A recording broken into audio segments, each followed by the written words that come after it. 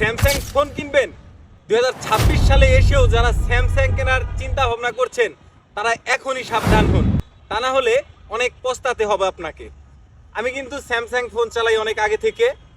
আমার হাতে দুটো স্যামসাং ফোন আছে, এটা আগের, এটা হচ্ছে আমি নতুন কিনেছিলাম।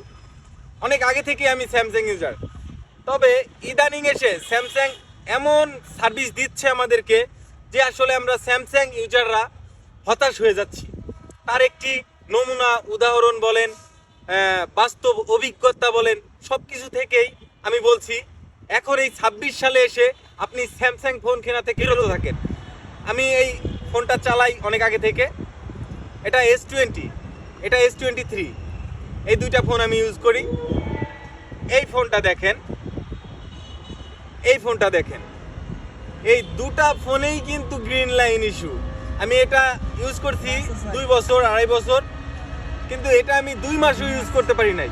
আমি 2 মাসও কিন্তু চালাইতে পারি নাই। এই ফোনটা আমার গ্রিন লাইন চলে আসছে। S23 একটা ফোন 40-50-60 হাজার টাকা দিয়ে কিনে যখন আমি 2 মাস 2.5 মাস 3 মাস ইউজ করতে পারবো না, তখন আসলে কি পরিমাণ কষ্ট লাগবে। যে কিনেছে, যে এরকম ফেস করেছে, সেই বুঝতে পেরেছে। আসলে অনেক কষ্টের টাকা দিয়ে আমার ফোনটা কেনা, বা সবারই অনেক কষ্টের টাকা দিয়ে কিন্তু ফোন কেনা থাকে। তো আমি আশা করব, বা আমি আপনাদের বলতে চাই 2026 সালে এসে আপনারা এই স্যামসাং ফোন কেনা থেকে বিরত থাকেন। কারণ এই স্যামসাং ফোনে, এই ফ্ল্যাগশিপ ফোনগুলায় প্রচুর পরিমাণে এই গ্রিন লাইন ইস্যু আছে। এই ইস্যু ফেস করে যারা ফোন চালাইতে চান তারা অবশ্যই ফোন কিনবেন। আর যদি কেউ ভালো ফোন চালাইতে চান, এই স্যামসাং থেকে বিরত থেকে অন্য ফোন ইউজ করেন। আমি রেফার করব এই স্যামসাংয়ে না আসার জন্য।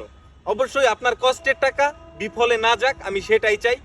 স্যামসাং ফোন কেনা থেকে বিরত থাকবেন, এটাই আমার কথা।